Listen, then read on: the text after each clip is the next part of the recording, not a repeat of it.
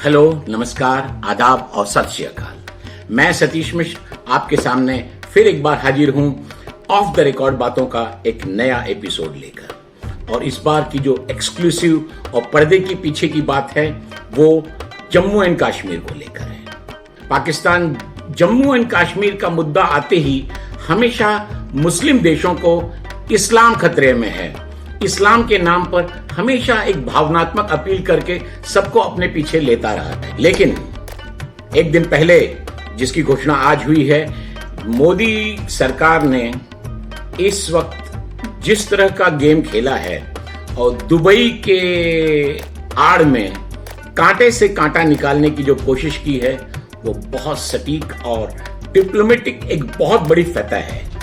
इसे political master stroke भी आप कह सकते हैं। इसकी एक फ्लिप साइड भी है कि ये भी खतरा भी है, जिस पर मैं आगे चर्चा करूंगा।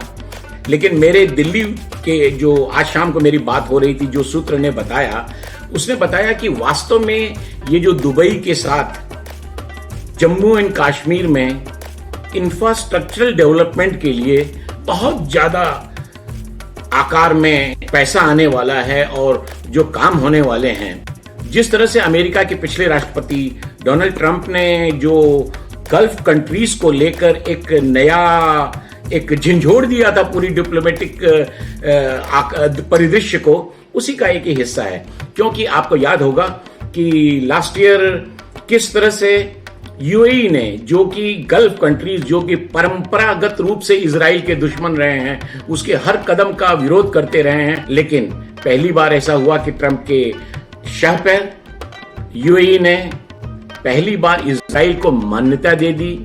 उसकी देखा देखी कतर ने क्या किया आपको पता है, यूएई ने एकदम सॉफ्ट स्पोकन रास्ता अपना लिया। तो इस तरह से बुरे जो नए इक्वेशंस बने हैं उसी का एक हिस्सा है। ये भी चाल है कि कश्मीर में दुबई का पूरा इंफ्रास्ट्रक्चर लगवा दो और देखते हैं कैसे पाकिस्तान अपनी जो पर्दे के पीछे रहकर टेररिस्ट एक्टिविटीज करता है। अब क्या वो दुबई के इंफ्रास्ट्रक्चर के लिए उसके विरोध में ये कर पाएगा? अब तो खबर ये है कि दुबई के बाद अब ईरान और एक दो और देश भी भारत के साथ मिलकर और जम्मू एंड कश्मीर में इंफ्रास्ट्रक्चरल डेवलप करने के लिए आगे बढ़ने वाले हैं। मोदी ने अगर सच कहें तो बहुत बढ़िया तरीके से पाकिस्तान को घेर लिया है। मुस्लिम एजेंडा को आगे करके जिस तरह से पाकिस्तान ने जम्मू एंड कश्मीर में 1947 के बाद से 4 पीढ़ियों को बर्बाद किया है, उसका अब ये तोड़ निकलने का समय आ गया है। जब इंफ्रास्ट्रक्चरल काम बढ़ेगा और इस तरह के निर्माण कार्य होंगे तो निश्चित रूप से हजारों लाखों कर्मचारियों और मजदूरों की जरूरत पड़ेगी और जो इकोनॉमिकल बूस्ट आएगा उसका फायदा निश्चित रूप से लोकल लोगों को होगा, वहां के लोगों को होगा। सोचिए, बिहार के एक गोलगप्पे वाले की हत्या कर देने पर उनके टेररिस्ट ऑर्गेनाइजेशंस का क्या हाल होगा जब वे दुबई के इन्वेस्टेड उस प्रोजेक्ट्स में एक भी सुई की नोक भी कुछ काम करेंगे तो उनका क्या हाल करेगा दुबई। और आप और एक बात बताऊं, केवल दुबई का मामला नहीं है, जब ये फॉरेन इंटरफेरेंस की बात आएगी तब यहां ये यूएई का मामला हो जाएगा। जी हां, तब ये पूरे एमिरेट्स में जितने हैं सात के सातों सब इकट्ठा हो जाएंगे और तब पाकिस्तान के पीछे लगेंगे सब। ये पाकिस्तान की तो हालत ये खराब है कि यूएई में इस समय लाख लोग कर्मचारी जो काम करते हैं, अगर उन्हें यूएई निकाल देगा तब पाकिस्तान का क्या हाल होगा। आज ये हालात हैं कि गल्फ के सभी देश पाकिस्तान को कोई खड़ा नहीं करता। जैसे कहते हैं ना कि इमरान को देखते ही वे सब आगे बढ़ो वाली कन्नी काटकर आगे निकल जाए। सच्चाई तो ये है कि भारत ने दुबई के साथ जम्मू कश्मीर के इंफ्रास्ट्रक्चर के निर्माण के लिए जो इन्वेस्टमेंट समझौते पर हस्ताक्षर किए हैं, वह पाकिस्तान के ताबूत में 1947 के बाद लगी सबसे गहरी कील है।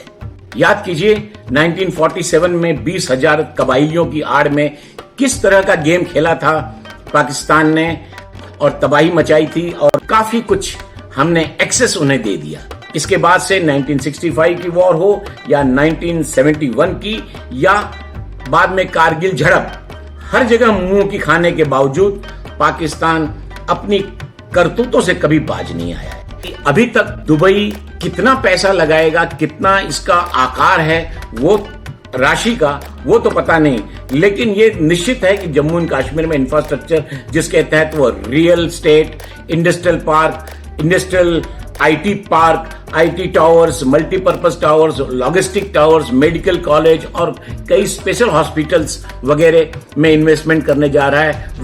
वह केवल इन्वेस्टमेंट नहीं करेगा, उन्हें खड़ा भी करेगा। पाकिस्तान को अब तक लगा हुआ ये सबसे बड़ा झटका है। वैसे तो पाकिस्तान पहले ही इस्लामिक बिरादरी में अछूता है, अलग थलग पड़ चुका है। यूएनओ की जो मीटिंग हुई थी कश्मीर को लेकर, ईरान और सऊदी अरब ने खुद उनका साथ नहीं दिया था और उस वजह से पाकिस्तान का जो प्रस्ताव पेश किया गया था वो गिर गया। पाकिस्तान के एक्स एम्बेसडर अब्दुल बासित ने बहुत अच्छी बात कही है।